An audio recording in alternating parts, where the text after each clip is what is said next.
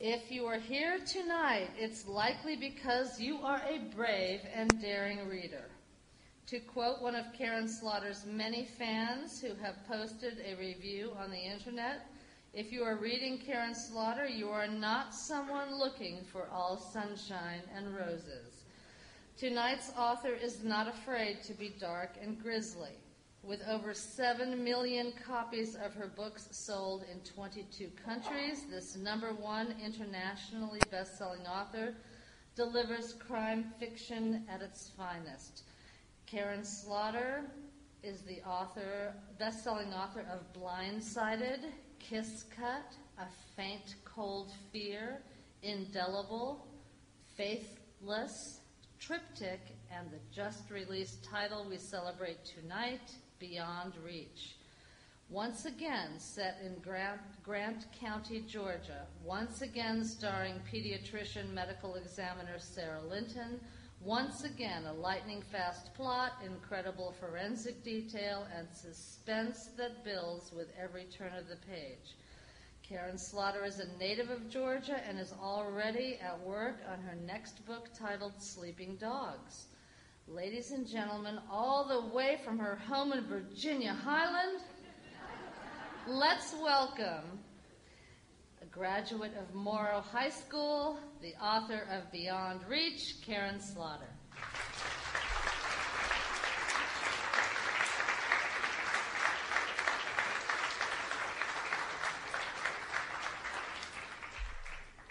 I didn't mean to dawdle so you'd clap longer. Glad I wore my good tennis shoes here.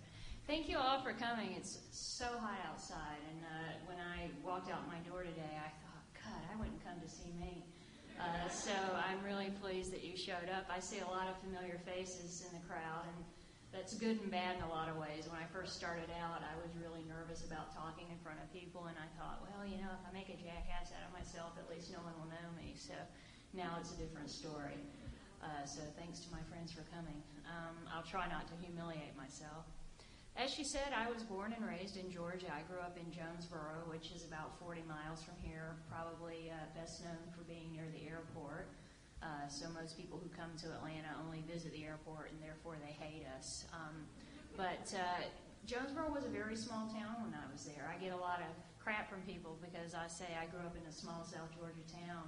When I was there were about 15,000 people. And if you got in trouble downtown, your mama was whittling a switch by the time you got home. There was very much the good old boys network with the lawyers and the judges who knew themselves and knew everyone, and they kind of controlled everything. The thing that I most remember from my childhood, other than wanting to get out of Jonesboro, is the Atlanta child murders.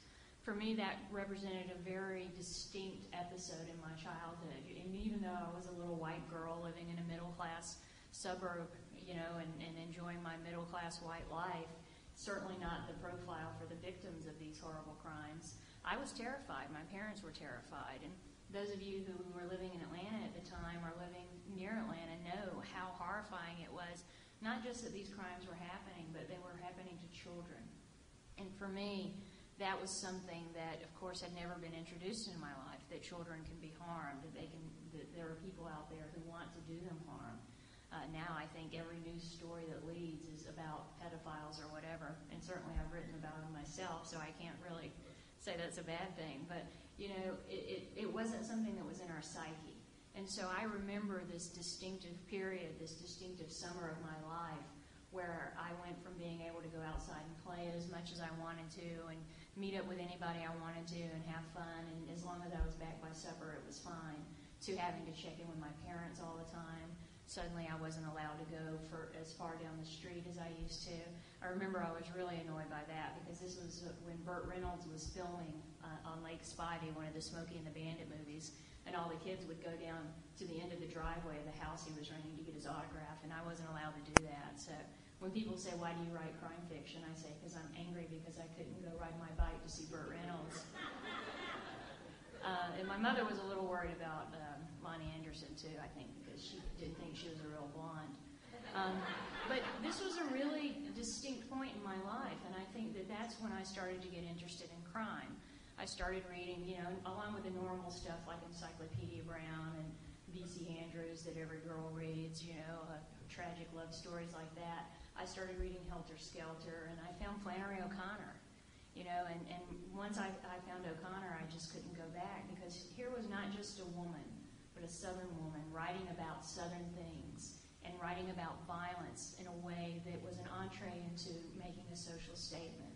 And for me, that's what crime fiction is always about. When people say, well, what do you write? I always say crime fiction, because I'm interested in crime and how it changes communities. I'm not there for the slash and dash sort of stuff. I grew up on noir. I love reading Raymond Chandler. I like social commentary, because crime fiction is an immediate thing. We write a book a year. We're kind of under the radar of so-called literary fiction, so we don't have to worry about stepping on the wrong toes. So we can write about domestic violence. We can write about rape. We can write about women's issues and that sort of thing and get away with it, which to me is a very freeing thing. A lot of people ask me, as a woman, why I write about crime and why I write in a genre that's known for talking about violence against women in such a graphic way. And while I'll give you that during the early days of crime fiction, it certainly wasn't good to be a woman in one of these novels. If you were attacked, generally you had two options if you didn't die, which would, the options being you can either be a martyr or you can be catatonic. And I wanted to talk about what I had seen. And unfortunately, in college at Georgia State, I had a friend who was brutally raped. And watching her change from a woman who was strong and independent and so happy to be out of her parents' house and glad to be starting her life, to someone who eventually became a drug addict and was living out of the back of her car. So this is how being attacked affected her. And I wanted to tell her story as well. So when I first sat down to write Blindsighted, for me, that's what I wanted to get across, was that unfortunately when some women are attacked, they do bad things for themselves. Women tend to blame themselves when stuff goes wrong. We don't really learn at an early age to get things out. When I was growing up, certainly I'm a Title IX baby, though I like to say that I'm sure Billie Jean King didn't fight for Title IX so I could pretend I had my period every day of my high school year so I wouldn't have to have gym. But I certainly did benefit from that, the women of that generation fighting for our rights and that sort of thing. But my generation, a lot of us chose just to sit on the bleachers. And if you look at a playground from when I was growing up, if two boys got mad at each other, they just hit each other and it would be over. If two girls got mad at each other, one of them would spread the rumor about the other one, and they'd give them an eating disorder.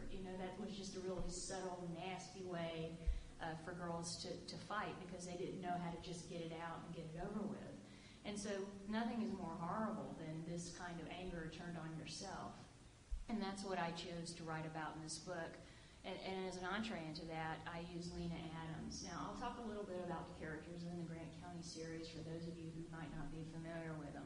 There's Lena Adams. As I said, she's only I see we have one fan. She's the only female detective on an all-male police force. And you would think this would be something that would give her a chip on her shoulder, but that's not what's given her a chip on her shoulder. She's just a really angry person. The person who hired her for this job is Chief Jeffrey Tolliver. He's the chief of police in Grant County. And he was hired by the mayor to bring this police force into the 20th century. And unfortunately, he chose the wrong woman to do this. He could have picked a woman who would be a better role model. The third narrator in the series is Sara Linton, and she's the pediatrician and town coroner. Now, I know you guys all live here and you're familiar with how our politics work, but I don't know if you're aware that the coroner position in Georgia towns is an elected position. So basically, if you can touch a dead body and not freak out, and you can get enough people to vote for you, then you get this job. When I was a kid, Pope Dixon was the funeral director in town, and he got all the autopsies, and they later found out he was embezzling lots of money, and it must have been a lot if he went to jail for it, because usually they just would say, don't do that anymore, Pope. So he was our local character. But Sarah, of course, is not corrupt, at least not yet in the series. And she has this job as coroner that she ran for unopposed because she wanted to buy out her retiring partner in the pediatrician clinic, and which she has done by the time we meet her in Blindsighted. And so through these three characters, I really try to introduce Grant County. And Grant County is a lot like Jonesboro for me. Jonesboro and Morrow and Riverdale, which were the 3 towns I knew when I was growing up. And there were certain parts of Jonesboro where the rich people lived, and Riverdale, we all just thought the horrible people lived there, because I think there was one trailer park, so, just the whole place had gone to hell. And it was a nice trailer park for old people, too. And then Morrow, of course, and Morrow was considered cosmopolitan because it had, at the time, a junior college. It's now a state college. And so that was sort of the template for Grant County. Grant County is a fictional town. I did that on purpose. I didn't want people writing letters saying, well, you got this wrong. You can't take a left on Main Street. And, of course, they still send in the letters, but I can always write back and say, haha, I made it up. So this is my little tableau I've created, because I think it's important, especially when you're writing about crime, to set it in a context. And a lot of times when you're reading my books, you'll find that something extremely normal is going on. Like in Faithless, Jeffrey and Sara are taking a walk in the woods, and they stumble across a horrible scene, But that setup of the normal walk in the woods, I think, is what makes this horrible thing they find even more compelling. Because for me, that's the scary thing. That's why I read Ann Rule. That's why all the stuff about Ted Bundy just freaked me out. These college co-eds, on a regular night, one of them sets her hair, she goes into her dorm to go to sleep, and she doesn't wake up. That's the kind of thing that just as a regular human being terrifies me. The maniac with the machine gun, that's not something, wholly unexpected, especially in Atlanta. But going in a safe place and feeling safe and having something bad happen to me is probably the worst kind of way to scare somebody. So, of course, I try to do that repeatedly in my books. My latest book, Beyond Reach, takes us outside of Grant County. I figured I'd killed enough people in there. The property values were kind of in the toilet, so I needed to branch out. Now, all through the series, Sara's love life has been kind of messed up. She's involved with Jeffrey Tolliver, the chief of police, sometimes they were divorced. It's a really volatile situation. Her parents annoy her most of the time. Her sister annoys her. But the one thing she's sure about is that she's a good doctor. But the opening of Beyond Reach sees her facing something that she never thought she'd have to face, and that is she's being deposed in a malpractice suit. She's been accused of her negligence leading to the death of one of her patients. So here we have Sara, who's always been confident about this one thing in her life, and that's being challenged. And it was fun for me to just kind of turn everything on its ear, because, she's getting along great with Jeffrey. She's getting along great with her family, mostly because they're out of town. And she's really having, this time in her life when she thinks everything's going great, and the one thing she's sure about is completely pulled out from under her.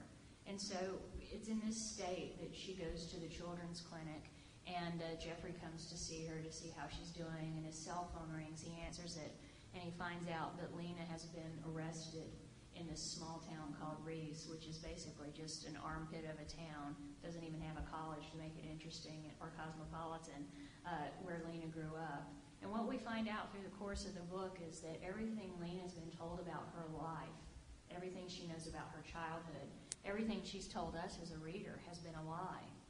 And so what we find this out in Lena's chapters, which take place in the past, the week before she was arrested. And then we have Jeffrey and Sara in the present trying to figure out what the heck's going on. Now, I know the first thing that came to your mind is, well, why don't they just read Lena's chapters? But fortunately for me, they can't actually do that. So it's a real puzzle for them to try to figure this out, because, of course, Lena's not going to be helpful. Her response is to just shut down, and there's a kind of cat and mouse going on there. I always think of my books in terms of social issues, and if there's one issue that I talk about the most in this book, Beyond Reach, is methamphetamine. And I have the great pleasure, thanks to people like you buying my books, to be able to have a little cabin up in the mountains in North Georgia. And my father's lived there for a while, and over the course of about 15 years, I've seen this town change because of methamphetamine. You can't buy liquor in this town, but you can get meth just about on any corner. And it's an interesting dichotomy. There's so many churches. There are signs all in the yard with the 10 Commandments. And then the jails are just overflowing with people who are cooking and selling meth. And there's another component to the methamphetamine trade in America that most people aren't aware of. And while I'm not one to be able to solve huge issues like immigration in one fell swoop, there is a small component of the anti-immigration people who are white supremacists. And they are really annoyed, and I'm saying annoyed because we're being filmed here, that their trade is being cut into by the Mexicans. Since the 1950s, early 1960s, the Hells Angels had control of this trade of speed and methamphetamine, and they passed that on to the low riders, they passed that on to all of these Aryan groups. And they've had a stranglehold on this billion-dollar industry for decades. And now the Mexican drug cartels are seeing how much money is in this. Our own government wisely said, hey, we need to stop selling the components for this or make it harder to buy. In Mexico, it's very easy to buy the components for methamphetamine. So they can make it more cheaply, they can make it more pure, and they're putting heroin in it, which makes it more addictive. And so this drug corridor goes right through Atlanta. We have U-Haul trucks routinely pulled over with pounds and pounds of meth. We have U-Hauls pulled over with cash stacked in the back of it, just because they're on this drug trade. And they go from here, they go to Connecticut, they go to Maine, they go straight into Canada. And it's a huge billion-dollar industry. And so that's a component also in the book, is talking about that and talking about how the white supremacists are using this as a springboard and inciting more anger and hatred. I have the great privilege of living in Atlanta, where I think that we're a fairly open society. And I love that society. I read in the newspaper that over 160 languages are spoken here now, and I think that's great. So I just really wanted to talk about how meth, even if you're not using meth or connected to it in any way, it can really impact your life through these basically trade disagreements that we have going on with our drug cartels. So that's part of the book, but don't worry, there's lots of sex and violence to keep you reading. It's not all boring and social stuff. But on that note, I'll turn it over to you guys and see if you have any questions, and I will warn you, if no one has a question, I will randomly call on you. Good. The secret word. Now, this is from my website, so if you're not a subscriber to my newsletter, which you should be, you will find on my website a link where you can enter the secret word, and tonight it is monkey. Monkey. And you can also look up how many pedophiles are in your neighborhood, 35. You can see, crime statistics. Sign the Monkey News petition. We're trying to get a National Monkey Day. I know you're saying we got plenty in Washington, but we want an official day. Just poke around and have some fun. You can see my music video, Why Be a Peach When You Can Be a Goober? Yes? What can you tell us about your graphic novel? I am actually a publisher now. I have a graphic novel imprint called Slaughterhouse Graphic Novels. It's with Oni Press, and they're the fellows who brought us The Road to Perdition, 300, History of Violence. I mean, these are guys at the forefront of graphic novels. I love graphic novels. I grew up on comic books as a kid. I love Mouse. It really got me back into reading graphic novels.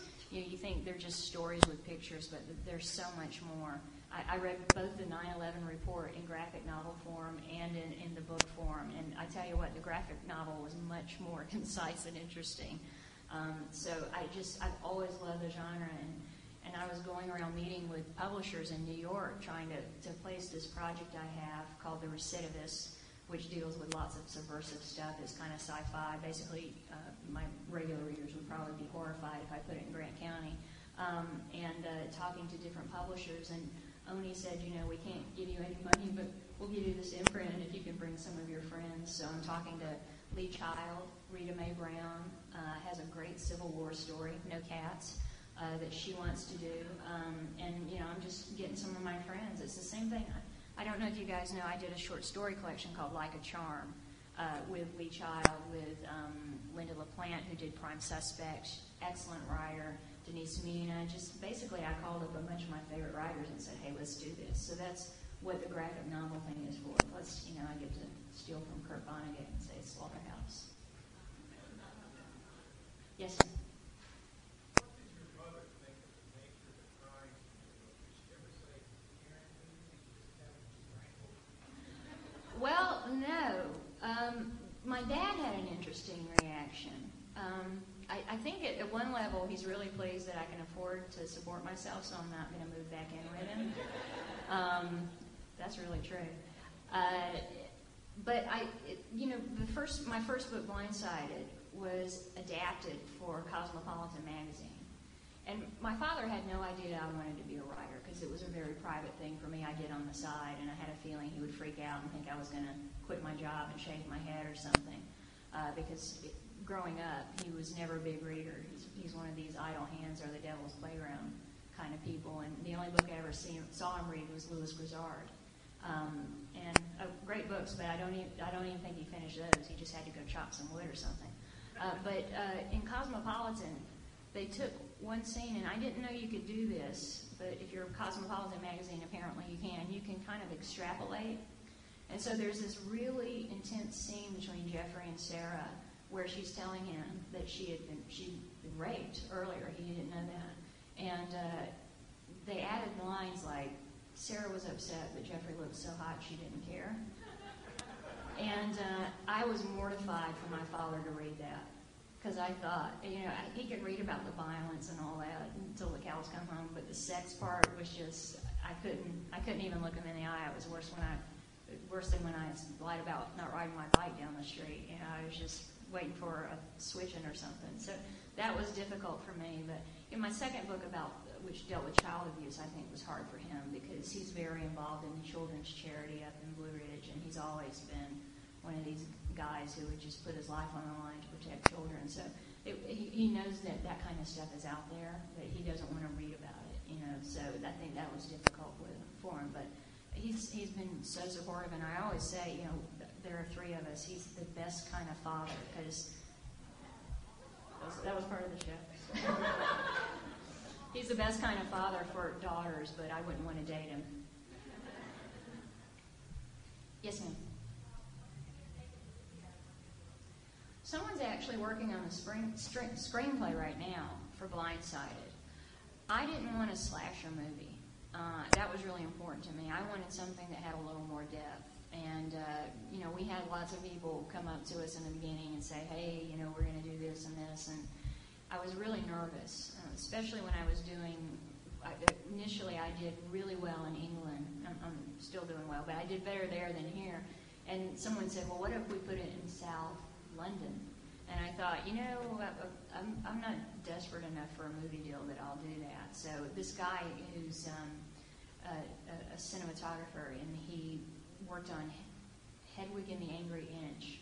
And he's a great guy, and he's just so passionate about Blindsighted, and he has a good vision for it. And I'm really excited about seeing the script he comes up with. But, it could just end up being a script in the drawer. Anyone else?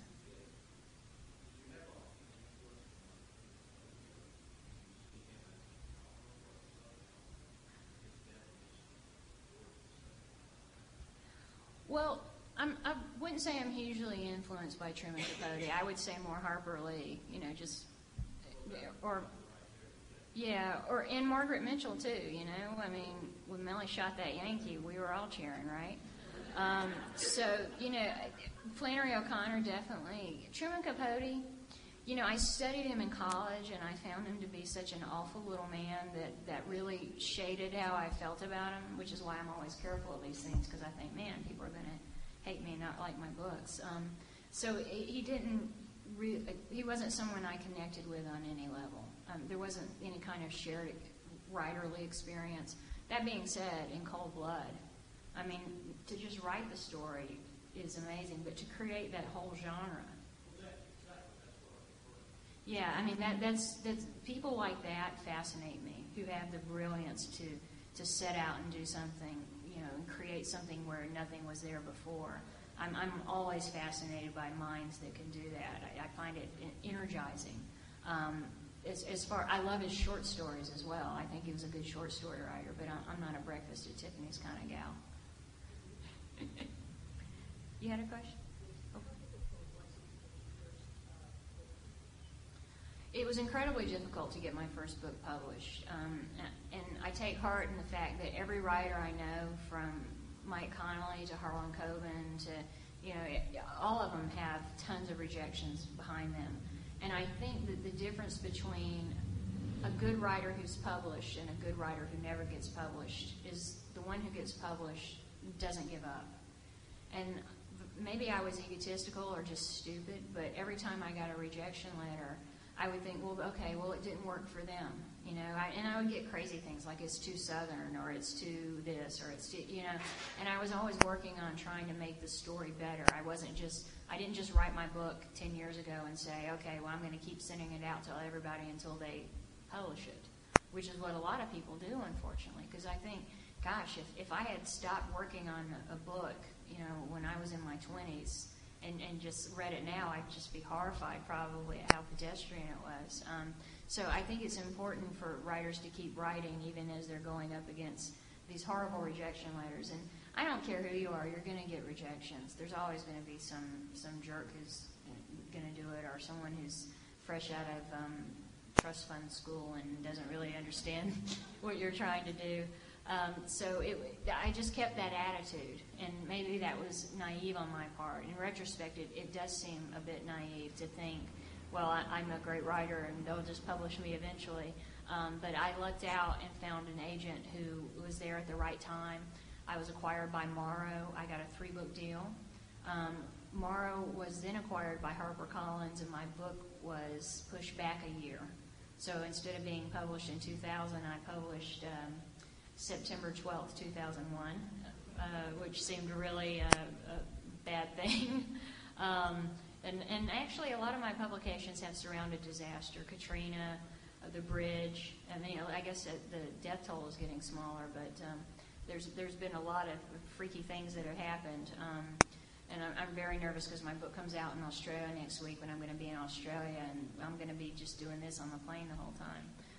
But it's a long-winded way of answering your question. It took about 10 years to find an agent, and then it took another 2 years to find a publisher. Agents have a 98% rejection rate because publishers use them to screen, and especially after 9/11, no publisher in America large publisher accepts unsolicited material. So you have to go through an agent. And I know that my agent gets at least 3,000 manuscripts a month. And of those 3,000, maybe she accepts one. There can be months and months where she doesn't accept anything because she has to feel passionate about it. Yes? I studied Renaissance literature, so you can see the influences. And I was about 3/4 away from graduating, and I dropped out, which my father's never forgiven me for. But it was a great school. I can't speak for it now. I'm sure it's still great. But the professors I had, one of them was a good friend of Flannery O'Connor's, and he was just amazing, just remarkable. And I attended public school from junior high on, so I'm a product of the public school system, and I was very fortunate to have great teachers. So if there are teachers or librarians in the audience, thank you very much. Yes? How many hours a day do you do research, and where can you do your research? I do my research in my pajamas in front of the computer usually, or I have textbooks, medical textbooks, forensics textbooks that I read. There used to be, Majors was a great source for medical textbooks on Piedmont? North, that's right, yeah. And I would just go there and sit for hours and find books that I thought would be helpful for me. Now I get a lot on Amazon, but I would say every minute of my life that I'm not asleep is some kind of research. I'm always looking at different things and people, because it's not just the medical or the graphic or the forensic aspect of my work that's important to me, it's the people. So I'm always taking in different gestures and different crazy things people do and trying to incorporate that into my writing. So I always think of myself as being an observer in that regard. Actual physical sitting down and going through stuff, I would say, I don't do it every day, of course, but on average I can spend 2 or 3 hours going through things. And I've never understood authors who have assistants who do research for them, because that's my favorite part, and that's where so many cool things occur to me. And also I want to be really careful not to steal anything from somebody's real life experience. It's funny to me because as soon as I started going out and talking to people, I had at least one person in the audience would come up and say, "Do you want to see an autopsy?" And offer to show me a real live autopsy. And I don't want to do that because if it was my family member on the table and some goofy author was just using that for research, I would be really upset about that. So I try to make sure my source material is stuff that's out in the public domain where the families know about it, where some kind of dignity has been preserved, because that's very important to me. Writing time is more scheduled for me. Once I get all these ideas in my head, I go up to my cabin and I just sit down a couple weeks at a time and I'll write 12, 15 hours a day, and then I'll come home and cry and say I'm never going to be able to write again, and then I'm okay for a month, and then I go back up. So it's a really crazy way to do it. And like Mike Connolly and Laura Lippman are so structured, and I hate them so much because they came from a newspaper background, so they were used to working on deadline every single day. And Laura gets up, she does her yoga, and then she writes 4 hours, and then she goes and feeds the homeless or whatever crap she's up to. And she tells, I'll sit here say this, and I'll think, but I do envy her that structure because I wish I could be more structured. But the research part, that's the fascinating part. And probably only 0.01% of what I see goes into the book. Yes. Thank you.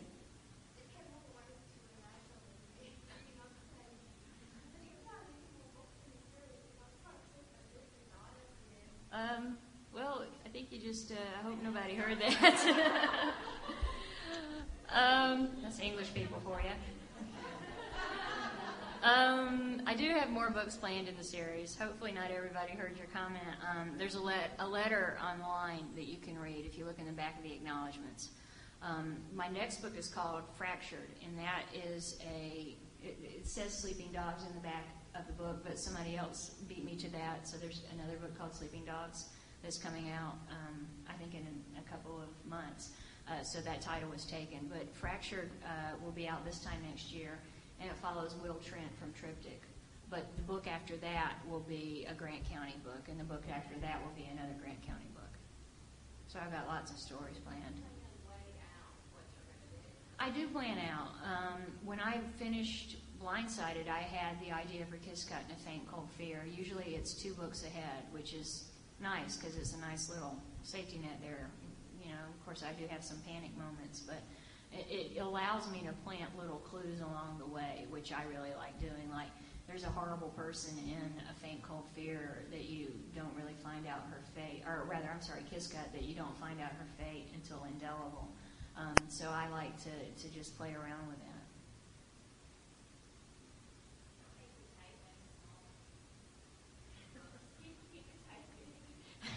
that. Okay. I'll tell my publisher that. They do have large print. Maybe your arms are getting shorter. Anyone else? No? All right. Well, thank you very much for coming out, and I hope you look at my website.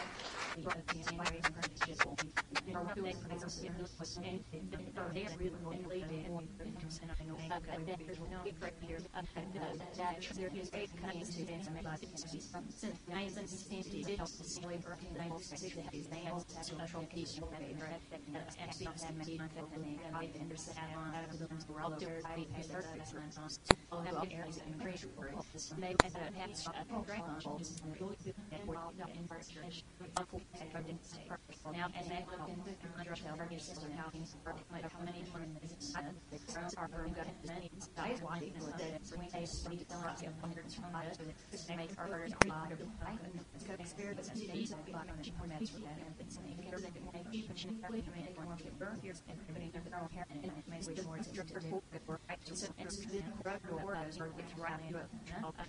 Have we you drug which people with down, panel, methods, you have helpful with session and measure grass, just by those people that are focused data and go make a manager, the mayor of the change, communicated and that's the end of the knowledge. That's a bit that's made up itself and the office talking about that, use the export and